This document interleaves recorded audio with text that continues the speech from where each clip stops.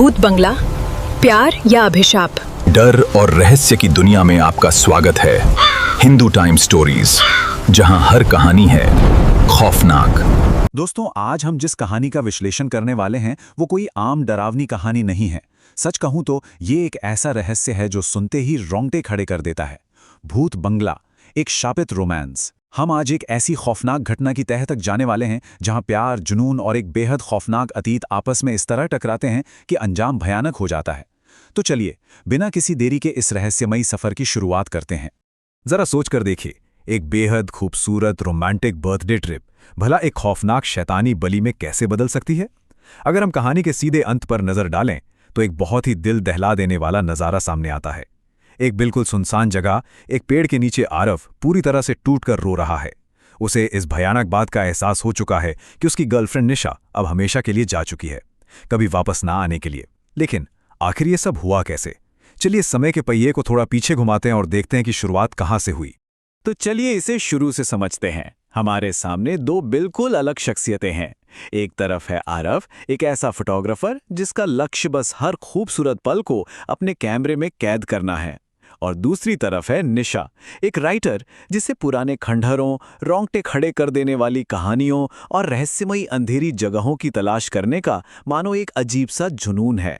आरव तो बस निशा के जन्मदिन पर एक परफेक्ट सुकून भरी कैंपिंग ट्रिप चाहता था, लेकिन निशा का ये डार्क जुनून उन दोनों को एक ऐसे अनजाने खतरे की ओर खींच ले गया जिसकी उन्होंने कल्पना भी नहीं की थी। अब देखिए कि हालात कितनी तेजी से बिगड़ते हैं। शाम 4 बजे दोनों अपनी छोटी सी रोड ट्रिप और कैंपिंग के लिए खुशी खुशी निकलते हैं।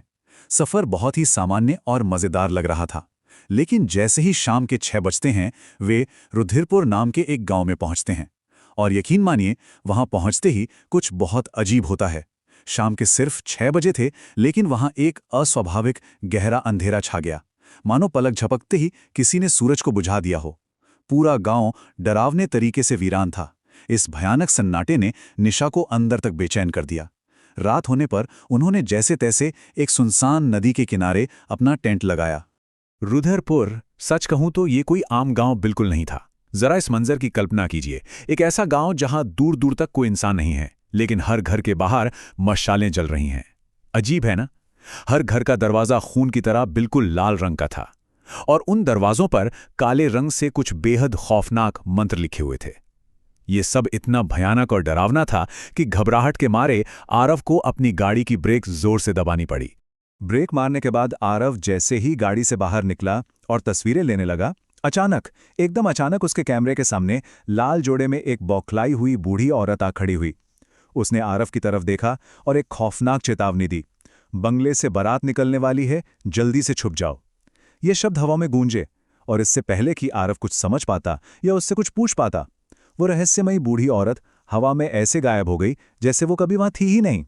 बुरी तरह डरा हुआ आरव जब पीछे मुड़ता है तो गाड़ी में निशा नहीं थी, और जो नज़ारा उसके सामने था वो किसी भी बुरे सपने से ज्यादा खौफनाक था। उसने देखा कि निशा एक ऐसे आदमी का हाथ थामे अंधेरे की तरफ जा रही है जो किसी दूल्हे की तरह तैयार था। उस दूल्हे का चेहरा सहरे से पूरी तरह ढका हुआ था और उसके हाथों से खून टपक रहा था। इतना ही नहीं, उनके चारों ओर दुल्हन के लाल जोड़े में कई औरतें थीं जो एक सुर में कोई अजीब सा मंत्र पढ़ रही थीं। ये देखकर आरव की तो जैसे रूह ही कांप उठी। और यहीं पर कहानी एक बहुत ही अजीब विरोधाभास दिखाती है। एक ही पल में दो बिल्कुल अलग सच्चाइयां। आरव की सच्चाई क्या थी? पसीना, दहशत और एक खौफनाक भूतिया रस्म जो वो अपनी आंखों से देख रहा था। लेकिन तभी उसके कंधे पर किसी ने हाथ रखा। वो निशा थी। और निशा की सच्चाई देखिए, वो बिल्कुल सामान्य थी, बिना किसी डर के। वो बहुत ही कैजुअल तरीके से बता रही थी कि वो तो बस दूर दिख रहे उस खंडर बंगले के पास वॉशरूम ढूंढने गई थी। उसे वहां कुछ भी अजीब या डरावना नजर ही नहीं आया। खैर, इसके बाद उन्होंने गांव से दूर जंगल में एक बोनफायर जलाई। निशा ने मजाक में आरव से कुछ तस्वीरें खींचने को कहा। आग की रोशनी में आरव ने कैमरे से निशा की फोटो क्लिक की, लेकिन जैसे ही उसने कैमरे की स्क्रीन पर वो फोटो देखी, वो सुन पड़ गया। हर एक फोटो में निशा के ठीक पीछे वही सहरा पहना हुआ खूनी दूल्हा खड़ा था, और सबसे डरावनी बात तो ये थी कि हर अगली तस्वीर में वो परछाई निशा के और करीब आती जा रही थी। इस खौफनाक माहौल के बीच एक बहुत ही दिलचस्प मेटाफैक्ट सामने आता है। हमारा स्रोत पीवीआर आइनॉक्स के सीजन ऑफ स्क्रीम्स लाइनअप का जिक्र करता है। हॉरर के शौकीनों के लिए रेडी और नॉट, भूत बंगला, इविल डेड राइज और द ममी जैसी फिल्मों की लिस्ट। ये साफ दिखाता है कि डरावनी कहानियों और रहस्य को लेकर हमारा जुनून कितना गहरा है। ठीक वैसा ही जुनून जैसा निशा को था। लेकिन चलिए इस छोटे से ब्रेक के बाद वापस चलते हैं आरव और निशा की उस भयानक रात की ओर। आरव को इस तरह सुन्न देखकर निशा ने उसके हाथ से कैमरा छीन लिया। और यहां से असल डर शुरू होता है। कैमरे का सच कुछ और ही था। आरव को वो मृत दूल्हा साफ साफ पास आता दिख रहा था, लेकिन इंसानी आंख का सच? निशा को उन तस्वीरों में सिर्फ अपनी खूबसूरत तस्वीरें ही नजर आईं। उसे वहां कोई दूल्हा नहीं दिखा। निशा अपनी फोटो देखकर खुश थी और आरव एकदम खामोश। वो शायद अब अपने ही दिमाग और अपनी आंखों पर शक करने लगा था। उस रात आरव पल भर के लिए भी सो नहीं पाया। उसने हिम्मत जुटाई और फिर से कैमरा चेक किया। इस बार जब उसने गांव की तस्वीरें देखीं तो उसके होश ही उड़ गए। गांव के हर लाल दरवाजे के बाहर वही प्रेत दूल्हा पहरा देता हुआ खड़ा था। डर के मारे उसने कैमरा दूर फेंक दिया। तभी उसे टेंट के बाहर से वही खौफनाक मंत्र फिर से सुनाई देने लगे। जब उसने बाहर निकलकर देखा तो वहां कोई नहीं था, लेकिन दूर गांव का वो खंडरनुमा बंगला अब अजीब सी रोशनी से जगमगा रहा था, मानो वहां कोई बहुत बड़ा जश्न चल रहा हो। अगले दिन शाम को जब वे लौट रहे थे तो उन्हें वो बंगला फिर से चमकता हुआ दिखा। कौतूहल और उस डार्क जुनून के चलते दोनों अंदर चले गए। अंदर का नजारा वाकई चौंकाने वाला था। वो खंडर अंदर से किसी शाही राजमहल की तरह सजा हुआ था।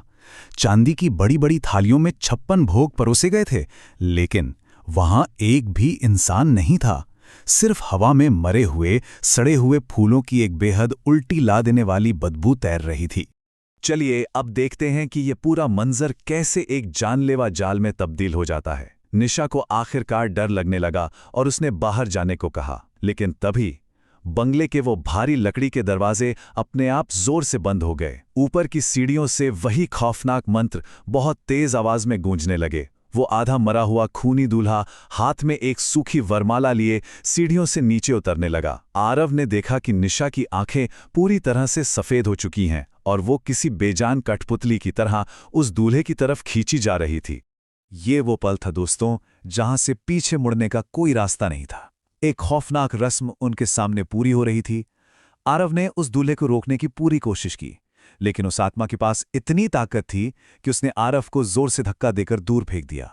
और फिर आरव की बेबस आंखों के सामने उस भयानक दूल्हे ने निशा के गले में वो सूखी वरमाला डाल दी और उसके साथ फेरे पूरे किए। आरव वहीं पड़ा चीखता रहा, पर कुछ नहीं कर पाया। और जैसे ही वो फेरे पूरे हुए, सन्नाटे को चीरती हुई एक दर्द भरी चीख गूंजी और फिर सब कुछ धुएं में गायब हो गया। वो शाही सजावट, वो 56 भोग, वो खौफनाक दूल्हा और सबसे दर्दनाक बात, निशा। सब कुछ पलक झपकते ही धुएं की तरह उड़ गया। आरव अब उस ठंडे, अंधेरे और वीरान खंडर में बिल्कुल अकेला खड़ा था। बदहवास आरव बाहर भागा और पागलों की तरह गांव का हर दरवाजा पीटने लगा।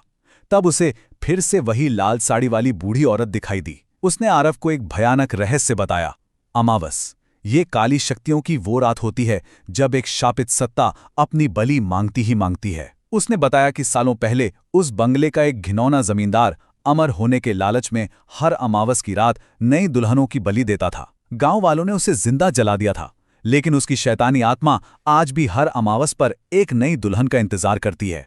तो इस पूरी घटना का सबसे अहम और दुखद पहलू ये है कि उस रात अमावस थी और उस शैतान ने निशा को अपनी दुल्हन चुन लिया था। कहा जाता है कि जो एक बार उस बंगले की दुल्हन बन गई, वो कभी लौटकर वापस नहीं आती। यह सुनकर आरव वहीं जमीन पर गिर पड़ा। वो फूट फूट कर रो रहा था। उसे इस भयानक सच ने अंदर तक कुचल कर रख दिया था कि एक एकांत ट्रिप पर जाने की उसकी खुद की जिद ने ही उसकी मोहब्बत को उस राक्षस के हवाले कर दिया था। इस दिल दहला देने वाले विश्लेषण को खत्म करने से पहले एक बहुत ही गहरा सवाल जहन में रह जाता है। क्या सच में निशा को उस भूतिया बंगले ने चुना था, या फिर अंधेरे और खंडरों के प्रति निशा का जो अपना जुनून था वही उसे खुद उस मौत के दरवाजे तक ले गया? नियति और इंसान के जुनून का ये टकराव वाकई सोचने पर मजबूर कर देता है। और इसी खौफनाक विचार के साथ इस कहानी का हमारा सफ़र यहीं समाप्त होता है। सोचिए